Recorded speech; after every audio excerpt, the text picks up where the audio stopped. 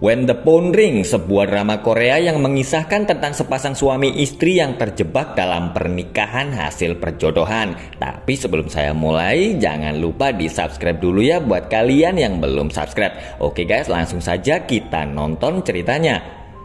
Cerita dimulai dengan seorang penerjemah berita yang bernama Hong Hee-ju. Saat sedang siaran langsung, para kru TV langsung panik karena terjadi kesalahan teknis. Hari itu Hee-ju sedang membawakan acara berita dengan seorang penyiar yang bernama Na Yuri. Mereka lalu mendapatkan perintah untuk menayangkan konferensi pers dari Istana Presiden. Juru bicara presiden yang bernama Baek Saon lalu keluar untuk memberikan keterangan. Saon adalah teman Yuri karena dia dulu pernah bekerja menjadi seorang penyiar berita. Istana Kepresidenan melakukan konferensi pers karena telah terjadi penculikan yang dilakukan oleh sekelompok orang bersenjata. Mereka menuntut pencabutan pasukan Korea Selatan dan meminta uang tebusan. Dalam keterangannya, Saon menyampaikan kalau pemerintah tidak akan melakukan negosiasi dengan para penculik. Pemerintah juga mengumumkan kalau mereka akan memegang kendali media pada pukul 5 sore. Salah seorang reporter yang bernama Jang Hyuk-jin merasa khawatir akan tersebar berita bohong jika pemerintah membuka media. Mendengar itu, Saon lalu meminta agar mereka semua berdoa agar para sandera bisa selamat. Hee-ju sedang bersama ibunya yang bernama Kim Yeon-hui. Dia adalah istri kedua dari pemilik harian Chongwon yang bernama Hong Il-kyung. Mertua Hee-ju yang bernama Sim Kyu-jin meminta agar Hee-ju berhenti bekerja karena kampanye pemilu akan dimulai sebulan lagi. Ternyata Hee-ju bekerja sebagai penerjemah bahasa isyarat karena dia telah kehilangan suaranya akibat kecelakaan. Selain putri kedua pemilik harian Chongwon, Hee-ju adalah menantu calon presiden. Saat di jalan, Hee-ju langsung panik karena ada seseorang yang telah membajak mobilnya, tapi beruntung dia masih bisa selamat. Hee-ju lalu melihat ada seorang pria yang berdiri di pinggir jalan. Dia adalah orang yang telah membajak mobilnya. Pria itu mendekati Hee-ju dan masuk ke dalam mobil. Pria itu lalu menelpon Saon karena Hee-ju adalah istri Saon. Penjahat itu meminta uang tebusan jika Hee-ju ingin selamat. Saon yang berpikir kalau itu adalah penipuan lalu berkata kalau dia tidak akan memberikan tebusan apapun. Dengan santai, Saon menyuruh penjahat itu untuk menelpon lagi jika dia sudah membunuh istrinya.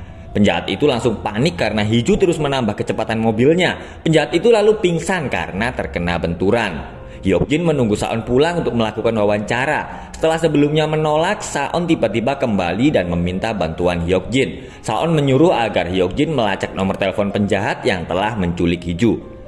Sesampainya di rumah, Saon melihat Hee-ju yang sedang memasak nasi. Saon memberitahu Hee-ju kalau tadi dia telah menerima telepon penipuan. Bawahan Saon yang bernama Park Do-jae menelpon untuk memberitahu kalau nomor penjahat itu tidak bisa dilacak. Saon lalu meminta agar Hee-ju mendapatkan perlindungan tapi tanpa mengungkap identitasnya. Saon lalu memberitahu Hee-ju kalau besok mereka akan ada acara di kedutaan Inggris. Dia mengajak Hee-ju karena istri duta besar tunarungu dan membutuhkan penerjemah bahasa isyarat.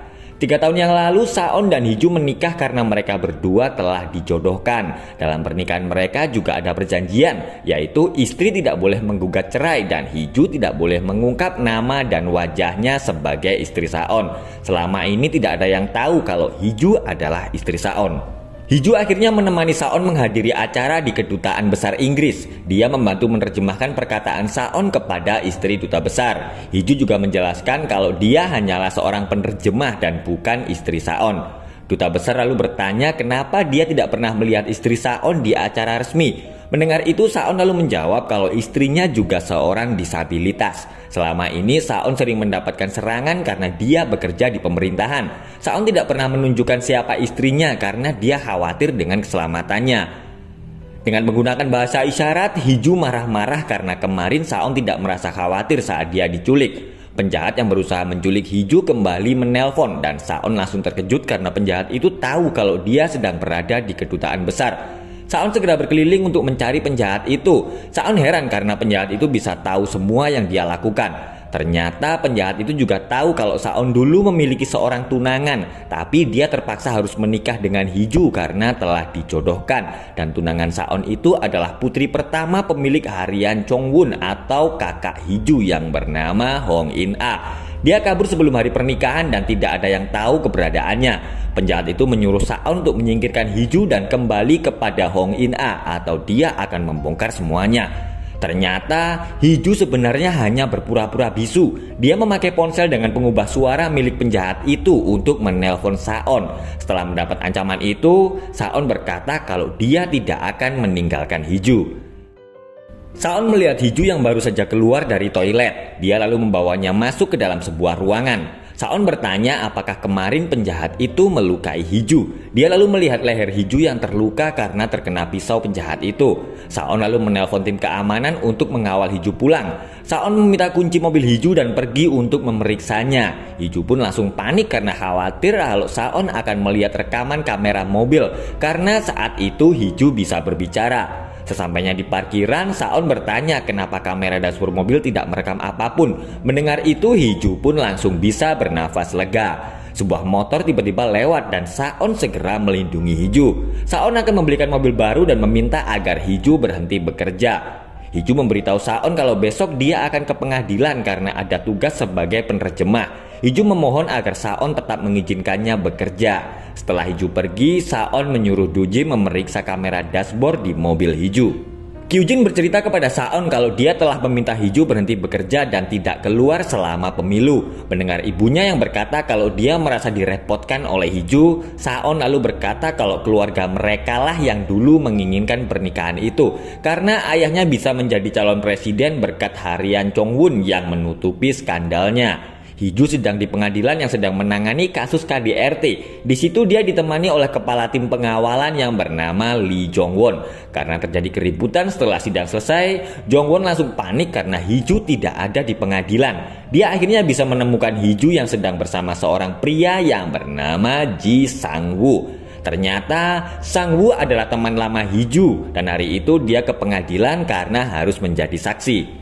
Jong-won yang sedang mengawasi mereka berdua lalu mengirim foto kepada Saon. Saon yang cemburu lalu menyuruh agar Jong-won berhenti mengiriminya foto. Rekan Jong-won yang bernama Park Hyun-jin lalu heran karena melihat Jong-won yang mengagumi Sang-woo. Sang-woo memberitahu kalau besok dia akan menjadi pengisi acara di stasiun TV tempat Hiju bekerja. Sang-woo lalu meminta nomor telepon Hiju dan dia akan menghubunginya saat sampai di sana.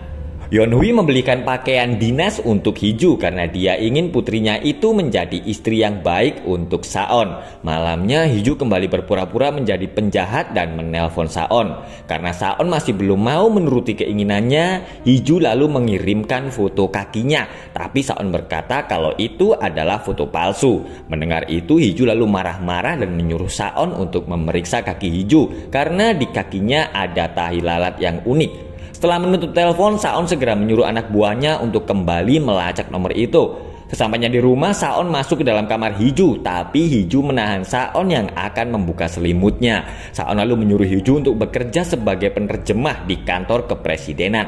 Saat melihat meja makan, Saon lalu teringat kejadian 3 tahun yang lalu. Saat itu Saon yang baru pulang kerja melihat Hiju yang ketiduran karena menunggunya di meja makan. Hiju lalu mengajak Saon untuk berdansa, tapi Saon meminta agar Hiju tidak menyimpan perasaan dan menyuruh agar dia melupakan semuanya.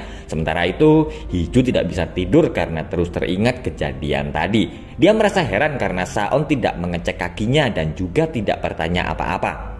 Besoknya Saon menyuruh Hiju untuk membuat sarapan. Hiju kembali heran karena melihat sikap Saon yang telah berubah dan mereka berdua akhirnya memasak bersama.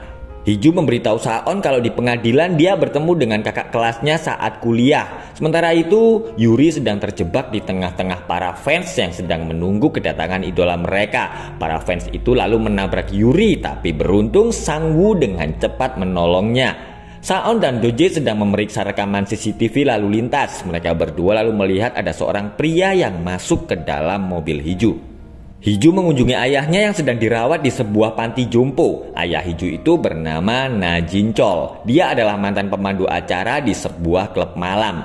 Jinchol didiagnosis menderita demensia, yaitu gangguan kesehatan yang menurunkan daya ingat. Dan dia berpikir kalau Hiju adalah Yeon-hui. Jinchol berkata agar Yeon-hui membesarkan putrinya sampai dia bisa mewujudkan impiannya, yaitu menjadi seorang penyiar TV terkenal. Jinchol tidak ingin Hiju bernasib sama seperti dirinya. Sambil menangis, Hiju berkata kepada ayahnya kalau dia merasa tertekan sejak menjadi putri Hong Il-kyung. Hiju harus berpura-pura bisu dan menjadi bayangan Hong In-a. Saat bersama Hyokjin, Saon bercerita kalau penjahat itu mengancam agar Saon menceraikan Hiju. Mendengar itu, Hyokjin yakin kalau telah terjadi perselingkuhan.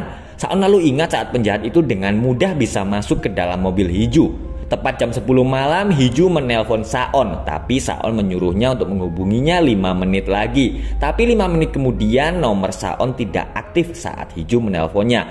Sesampainya di rumah, Hiju bingung karena dia tidak melihat Saon. Besoknya, Hiju melihat berita telah terjadi ledakan di kantor Saon dan dari rekaman CCTV terlihat ada seorang pria yang telah meledakkan tempat itu. Hiju pun langsung terkejut karena stasiun HBC menayangkan kalau polisi telah memiliki rekaman pembicaraan sang pelaku dan rekaman itu ternyata adalah pembicaraannya dengan Saon. Tidak lama kemudian, Saon tiba-tiba datang. Hiju berusaha menahan Saon yang ingin melihat kakinya. Melihat Hiju yang merasa tidak nyaman, Saon lalu meminta maaf. Doji melaporkan kalau di wilayah itu ada kasus pembakaran berantai dalam 6 bulan terakhir. Tapi Saon berpikir kalau ledakan semalam itu memang sudah direncanakan. Diam-diam Hiju mendengar kalau Saon telah mengedit rekaman itu dan memberikannya ke stasiun TV untuk ditayangkan. Saon akan memeriksa ponsel Hiju untuk memastikan kalau ponselnya tidak diretas. Sementara itu, pemilik harian Chongwon, Hong Il-kyung, sedang bersama ayah Saon yang bernama Baek Wi-yong. Dalam jajak pendapat, Wi-yong mendapatkan peringkat pertama karena dia dibantu oleh Il-kyung. Meskipun Wi-yong dan Il-kyung sangat akrab, tapi tidak dengan istri mereka. Il-kyung lalu melihat Wi-yong yang sedang mengobati tangan Yeon-wi. Seorang pria terlihat puas karena mendapat kabar kalau kantor Saon terbakar. Saon yang sedang memeriksa ponsel Hiju lalu melihat foto Hiju dan Sang-woo yang berada di sebuah panti asuhan yang bernama Parrot Dream Center. Sang-woo sedang di kantor HBC bersama Yuri dan karyawan lainnya. Sang-woo adalah seorang psikiater yang sering mengungkap banyak kasus di channel YouTube-nya. Tapi ada satu kasus yang masih belum dia ungkap, yaitu sebuah kasus di Parrot Dream Center, tempat dulu dia dibesarkan. 20 tahun yang lalu ada sebuah rumah besar milik keluarga kaya. Sang-woo kecil masuk ke dalam rumah dan bertemu dengan putra sang pemilik rumah. Setiap hari mereka berdua selalu bermain bersama. Suatu hari, Sang-woo melihat hal mengerikan di rumah itu, tapi Sang-woo tidak memberitahu apa yang dilihatnya karena rapat telah selesai. Sang-woo dan Hiju sedang makan siang di sebuah restoran. Yuri yang juga kebetulan ke restoran itu lalu melihat mereka berdua. Yuri berkata kalau dia juga sedang ada janji makan siang di restoran itu. Dan ternyata tamu yang sedang ditunggu Yuri itu adalah Saon. Sementara itu sebuah ledakan kembali terjadi di depan kantor Saon. Doji lalu melihat ada pria misterius di dekat lokasi ledakan. Karena terlihat mencurigakan, Doji segera mengejar dan menangkap pria itu. Di restoran, mereka berempat akhirnya makan bersama dalam satu meja dan perang dingin antara Saon dan Sang-woo pun terjadi. Doji melaporkan kalau dia telah berhasil menangkap pelaku yang memiliki banyak bom rakitan di rumahnya. Tapi Saon berkata kalau itu bukanlah penjahat yang sedang mereka cari, tapi hanya seorang pembakar berantai biasa. Hiju lalu datang dan marah-marah karena dia merasa kalau Saon telah mencurigai hubungannya dengan Sang-woo. Ternyata Doji juga tahu kalau Sang-woo adalah seorang YouTuber dan banyak disukai wanita karena tubuhnya yang atletis. Saat akan menelpon Saon, Hiju kebingungan karena Saon sudah pulang. Dia lalu akan pergi ke swalayan untuk membeli es krim. Mendengar itu, Saon pun langsung berangkat ke swalayan membelikan es krim untuk Hiju. Setelah Saon pergi, Hiju lalu menelponnya dan menyuruh agar Saon segera menceraikan Hiju. Tapi Saon tetap pada pendiriannya dan tidak akan meninggalkan Hiju. Sepulang dari swalayan, Hiju langsung terpesona karena Saon mengeluarkan sisi romantisnya. Dia lalu pergi ke kamar Hiju dan meminta agar Hiju menemaninya. Melihat Hiju yang ketakutan, Saon lalu berkata kalau dia tidak akan menyentuh Hiju. Dulu Yeon-wi marah-marah karena Hiju berhasil selamat dari kecelakaan. Dia takut Il-kyung akan mengusirnya karena putri pertamanya Tuli dan putra satu-satunya meninggal akibat kecelakaan itu. Yeon-wi lalu menyuruh Hiju agar pura-pura tidak bisa bicara. Sang perawat meninggalkan Jinchol sendirian karena dia akan mengambil selimut. Tidak lama kemudian, seorang pria misterius datang dan membawa Jinchol. Ternyata dia adalah penjahat yang malam itu berusaha menculik Hiju. Dia lalu menghubungi Hiju untuk menanyakan ponselnya. Pria itu bertanya apa tujuan Hiju menggunakan ponselnya. Karena khawatir ayahnya dalam bahaya, Hiju menjawab kalau dia mengancam Saon karena menginginkan perceraian. Pria itu pun langsung tertawa setelah mendengar jawaban Hiju. Dia lalu menyuruh Hiju agar terus melanjutkan rencananya dan menyimpan ponsel itu, karena kalau tidak dia akan membunuh ayah Hiju. Hiju yang panik segera pergi ke panti dan dia lalu melihat ayahnya dalam keadaan baik-baik saja. Dua orang polisi sedang mengantar Hiju pulang, tapi mobil mereka ternyata telah dibajak. Hiju lalu menangis karena merasa kalau hidupnya telah hancur. Kedua polisi itu pun langsung panik karena mereka melihat kedatangan Saon dan para pengawalnya. Mereka berdua lalu terkejut karena Saon berkata kalau Hiju adalah istrinya. Tapi Saon meminta agar dua polisi itu merahasiakan tentang informasi pribadinya. Salah satu dari mereka ingin berfoto dengan Saon, tapi Saon berkata kalau dia akan berfoto dengan polisi itu jika dia menepati janjinya. Di dalam mobil, Saon berkata kalau perawat panti memberitahunya tentang kondisi ayah Hiju. Saon meminta agar Hiju tidak usah khawatir karena dia yang akan mengurus ayahnya. Saon pun langsung terkejut karena dia mendengar Hiju menangis. Yuri sedang makan bersama Sang-woo. Dia lalu bertanya apakah Sang-woo menyukai Hiju. Tapi Sang-woo justru balik bertanya apakah Yuri menyukai Saon. Yuri lalu bercerita kalau dia menjadi penggemar Saon saat mereka berdua sama-sama bekerja di stasiun TV. Tapi dia kemudian patah hati karena Saon telah menikah setelah ditunjuk menjadi juru bicara presiden. Yuri lalu bercerita kalau istri Saon adalah putri pertama pemilik harian Chongbun. Hiju heran karena Saon mengajaknya ke hotel. Saon yakin kalau Hiju sedang menyembunyikan sesuatu, tapi dia tidak mau memaksanya untuk berbicara. Ternyata Wiyong dan Kyujin sudah menunggu mereka di hotel itu untuk makan malam bersama. Wiyong bertanya apakah sudah ada kabar tentang Hong In-a. Dia merasa kalau Il-kyung sebenarnya tidak berniat memberikan putri sulungnya karena takut Wiyong kalah. Maka Il-kyung mengganti Hong In-a dengan Hiju yang cacat.